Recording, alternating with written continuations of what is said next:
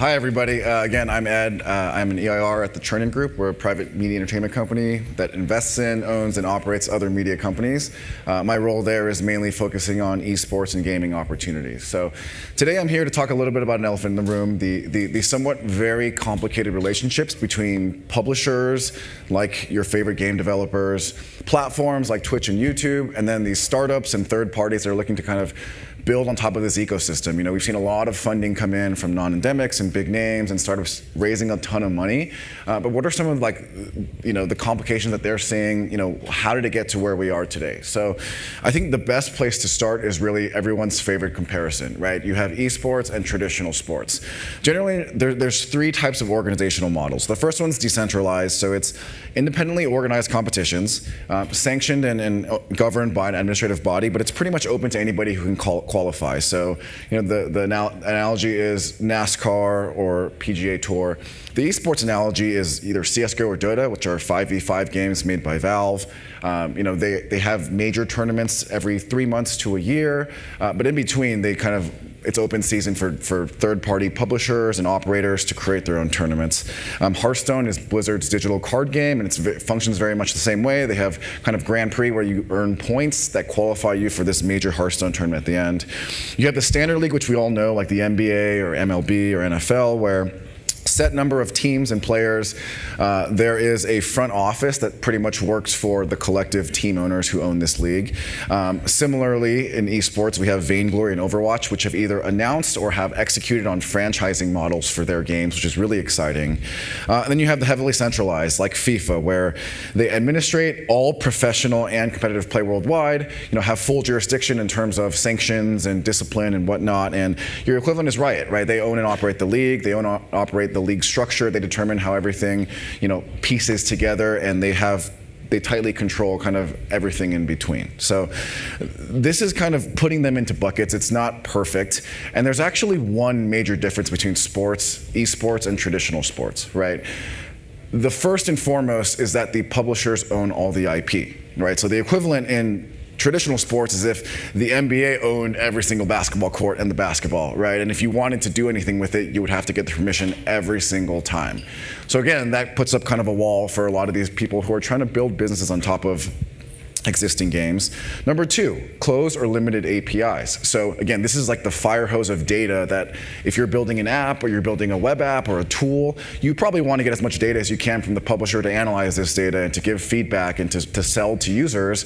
But publishers, you know, rightfully so, like, are very hesitant about who they want to give this information to. So because of that, you know, a lot of these startups that are processing tons of data, they tend to do things like find hacky workarounds until the publisher plugs that hole and they figure out another way to do it. On top of that, you know, people would love to create custom, you know, modules or custom games or maps for these games. Publishers used to be very open to kind of fostering this open communication, but have since kind of closed that off, and it's much harder to build custom, you know, experiences on top of the games. And finally, lack of control over monetization. So a lot of times, let's say you're creating a tournament and you want to sell sponsorships. You know, these publishers tend to have viewpoints on which sponsors you can or can't work with, or certain teams that you can and can't work with, or even those team sponsors, how they interact with the players. So it makes for kind of a messy relationship a lot of times. And you know, we've been really fortunate to work with and talk to tons of these esports entrepreneurs. And you know, I think a lot of times they fall into a trap of their business ending up being a feature, not a product, because the area where they can operate in is very limited and it's very crowded. So, and, you know, I think it's something that's going to come up more and more as publishers get bigger and start widening their end-to-end solutions past, you know, just the games. So maybe we can take a look a bit about how we got to where we are today. So this quote here is from 2013. It's from Dustin Beck, who ran Riot Esports from the beginning up until recently, right? And to read it, it's a significant investment that we're not making money from. It's an investment into the game for our fans, just like we'd invest in any other feature within the game. It's a worthwhile thing for us to do because it's such a high quality, engaging experience for our fans. Pretty much saying that, you know, esports started out as a cost center for all these publishers, right? And if they could have third parties building tools, if they could have other people running the tournaments and covering the cost of it themselves, great, we're all happy here, right? But then something started to happen. Like, it started to grow really fast, right? And then looking at the publisher revenue in December 2013, you can kind of understand understand, right? Like top 10 revenues from Newzoo, everything is in the billions here. This is in the millions, right? These publishers are making so much money on, the game license purchases and in-app purchases that esports is so small, and it's like, okay, great, like here's some money, go run with it, bring back the results, we're all happy. But then something happened, as I mentioned. In 2014, Twitch was bought by Amazon for $1 billion, right? And if I'm a publisher, I'm thinking, hey, like, this is built off the backs of the games that we've made, and they've got to 100 million plus monthly actives based off of our IP. It's like, this is interesting. This is $1 billion unicorn exit, right? And so that's like the technology platform side. And then in 2015, MTG, which is a public Swedish media company, they acquired a majority stake in ESL, which is the premier third-party provider of tournaments. They do online, they do offline, they work with a ton of different publishers. This is a large check size, and again, if I'm a publisher, it's like, hey, these are my games they're running tournaments on, they're holding these events, they're getting sponsors, like, this is interesting, right? And it's not just kind of the high profile exits, you have stuff like this. Alpha Draft was a daily fantasy platform for esports, just like FanDuel or DraftKings. They were acquired by FanDuel. So you start having like little small startups also get acquired, and again, this is based mainly on League of Legends and Counter-Strike data and trying to run fantasy on that. And then, we have these reports that come out every few weeks that say, esports is the next massive thing, right? And this is a Newzoo report from 2016 that says, in 2016, revenue is going to be $500 million. And, I think kind of how they get to this data and the formula is another separate conversation, but, there's different services, there's Super Data, there's Macquarie, and there's all these different services that are coming out and saying, esports is going to be massive, right? And I think 2 days ago, Newzoo released a report that said that this year, esports revenue is going to be $700 million, right? So again, publishers are realizing, hey, we make the game, we make a lot of money, but there's this other gold mine here. Another happening is that major sports investors have come in. So right here it says Magic Johnson, Peter Guber of the Warriors, and Ted Leonsis of the Wizards, and the 76ers have all come into the scene right now and purchased either pieces of esports teams or acquired esports teams. And I don't think these guys are doing it because they love the game, right? They see obviously an opportunity here, and again contributes to these publishers thinking, can we start thinking about this, from a revenue generating perspective? And then finally, we come full circle, right? It was mentioned earlier today, but remember that quote in 2013 saying, we don't make any money from this, this is for the fans. The LCS, to their credit, has gotten so big and successful that in the end of last year, they signed a deal with the streaming arm of MLB Advanced Media, for the exclusive rights to the LCS, right? This is, I think, a 6 or 7 year deal with a $50 million minimum guarantee per year, right? And so now we're looking at real enterprise value, and for a lot of these publishers, it's like, can we capture this, or should we open up a subset of this to startups, right? And I think the publisher's mentality is, hey, again, we make a lot of money on the game publishing, but if there's any money to be made beyond on services and products, it should be us. Me personally, I think that's somewhat of a short-sighted, viewpoint to take, because I think a lot of times publishers are sacrificing kind of the short-term revenue for the long-term scalability of their game, and as we're starting to see certain games lose their luster as esports and popularity fall, I think it's very important for publishers to think about, how do we prolong the life of our ecosystem, right? And I think it starts with working with these third parties, building out external experiences or apps or IP that can really kind of increase the longevity of a game. So now I'm going to talk about some, again, not one-to-one, but some analogies that we've seen in tech and esports and gaming that hopefully, publishers can move towards and kind of create this harmony for their ecosystem. So the first is kind of 2 large tech companies, right? Everyone knows Salesforce. It's an enterprise CRM software. Their market cap is $50 billion, but actually early on they created what's called the App Exchange. So it's like an open SDK that they allowed third parties to build on top of the Salesforce software. So Salesforce, their attitude was, we're going to focus solely on this CRM portion, and then people have built video chat on top of it, and you can do document signing, you can do call center software. The list goes on, to the point where an IDC report estimated that this App Exchange generates almost 3 times the revenue of Salesforce. For Salesforce, they're happy because, again, it keeps their users in the ecosystem. They get to take a cut of whatever these parties are making, and again, increases the longevity of Salesforce as software. Slack is also an enterprise messaging product that's very popular with startups and tech companies. They have a valuation of $4 billion, over 1.5 million paying users.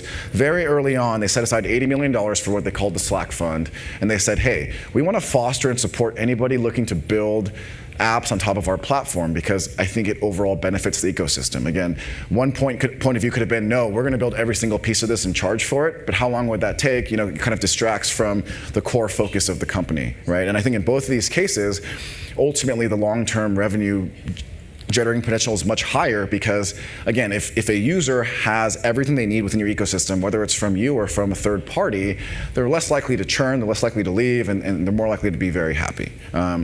Let's now narrow the focus into more esports, right? Or gaming. So Valve is another example. Valve, I mentioned, is based up in Seattle, and they create Steam, they create Dota 2, and Counter-Strike. They are known for being the most kind of open in terms of their competitive ecosystem and their tech. They have an open API, they have a Valve developer tool SDK where you can go in and create weapons and you can create maps and upload them and everyone can share them. So in their workshop, which is where creators go and upload their finished pieces of art or in-game items, there are currently over 125,000 individual CSGO items, right, or maps. There are over 50,000 Dota 2 ones. So you can see how they're starting to foster kind of this third-party ecosystem and of people looking to monetize the content. They also have a pretty vibrant ecosystem. So examples are Faceit, which is a matchmaking platform, and they have a professional league, largest in CSGO and Dota. They raised a $15 million Series A, I think, a year and a half ago. ESEA is a competitor to Faceit, one of the earlier ones, and they also do matchmaking, and they do lessons, and they do a pro league. They were acquired by ESL. Kickback is another platform, again, based solely on CSGO. They do 1v1, kind of skills-based money wagering, and they were part of Y Combinator in 2015. On top of that, you guys may have heard that Valve implemented a skin system where they offer different cosmetic versions of guns. Some are rare, some are common, and they've created this market for that. It got to a point where people were building so many different interesting apps like Marketplace for skins and then like gambling use cases that the estimated yearly transaction volume was $7 billion, right? It ran away really quickly, and I'm not saying that everyone should be adopting that, but I think it's a lesson in how big things can get when you really open up this ecosystem and start thinking about beyond just the game, right? And then not to mention a very robust competitive circuit. They control, like I said, a few major tournaments every year.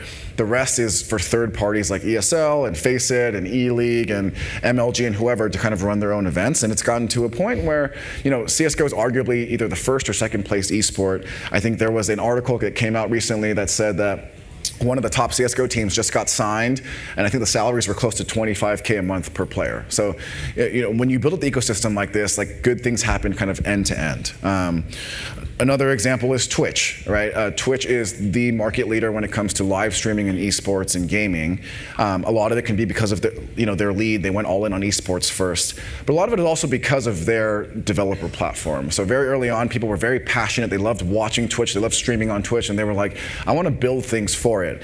So I can name right here 5 or 6 different features that were either inspired by originally developer-made things, and Twitch ended up copying it or acquiring it. And all of these things are very valuable to either the viewer or the streamer, right? And as long as you keep the streamer happy, they're much less likely to go to a different platform. They're much more likely to stream, and it's kind of created this snowball effect where I think their last report was, 5 billion hours watched in 2016 or something like that, right? So finally, I think a question is like, what about us in the audience? Like, how do we get involved with this third party? How do we get involved with startups? How do we create our own? And I think it's really about figuring out where you add value. So esports has traditionally been full of very smart, very passionate generalists, right? These are people that like either own an esports team or they started a company and they need to do every facet of it. They need to get sponsorships. They need to figure out their players' visas. They need to figure out how to code or hire developers. But now we're getting to a point where we're seeing these collaborations of non-endemics who come in and say, hey, I know this much better than you do. Let me try to figure out how to work with you on this. So, example is WME IMG, one of the top agencies in the world. They're coming in and working with some teams on sponsorships and activations with larger brands. E-League, as everyone's talked about how impressive the E-League production was. They're taking this NBA on TNT team and they're going in and they're kind of changing the way people think about how esports is being broadcast. The Big Ten was just mentioned earlier. They partnered with Riot to debut like different university collegiate matchups, and hopefully the NCAA comes in and people get involved and start legitimizing esports more. Pinnacle Sports, they are a sports book, a very large one in Europe.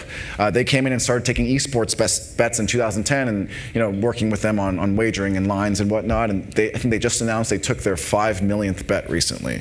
So these are all examples, again, of coming in and working slowly with these publishers and these platforms and these startups and saying, hey, this is where we can help you, right? Even Riot ML BAM deal, that's a deal that took a long time from what I've heard. And it's the one that was built on trust and Riot saying, hey, we'll let you kind of go in and help us with this and guide us along in this path because you might know media rights much better than we do. We know this game, we know the LCS better. So that's all I have for you today. I think I'm willing to take a few questions. We got a couple minutes for questions. We got a question right over there. As we start, I'm just, one of the things that's curious to me though is, what about IP exhaustion and boredom? How long can people play one of these games before they get bored of it? That's a good question. I don't think we know because if you think about it, like the NBA hasn't changed in how long, right? It's the same game over and over again with different players. So well, they have the three-pointer now. So yeah, they have Steph Curry now. Really right. So I think that people tend to churn, maybe not just because the IP is getting exhausted, but maybe it's because they're jumping to a different game that's newer or brighter, right? Because you start seeing this cycle, like Hearthstone is not new. Magic the Gathering was here much longer before, and there was a huge Magic contingent, and now they're playing Hearthstone. Same with like Dota 2. Before that, they were playing Heroes of Newerth. So it tends to kind of go cyclically and cool. Yeah. We got a question right there. Hey, go ahead. Yeah, Ed, you mentioned that it's mostly a plea to us as game publishers and developers. It sounds like your op-ed. But you mentioned the main issue, which is we are very different from traditional sports, is that we own the sport, right? It's our IP, it's our original content, where nobody owns football, nobody owns basketball.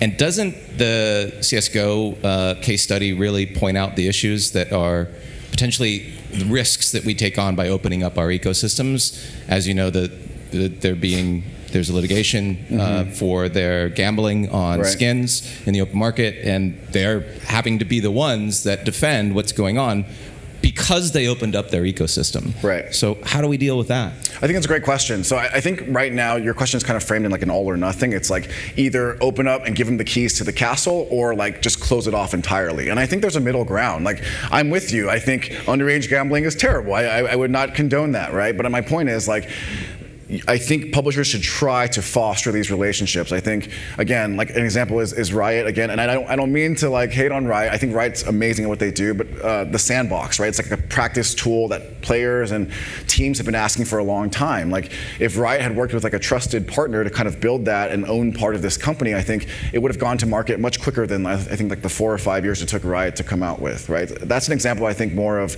the partnership I'm looking for, not so much like instant revenue or instant like gambling for all, right? It's not an all or nothing. I think there's a gray area that publishers can slowly work through. So for brands, what of those 3 types that you rolled out, what's a better place for them to play in? Anywhere they can add value. Yeah. The examples I use, like there are companies in each different segment, and I'm sure there's many more that we haven't thought of. So I encourage all the brands to kind of use their imagination and see where they can help.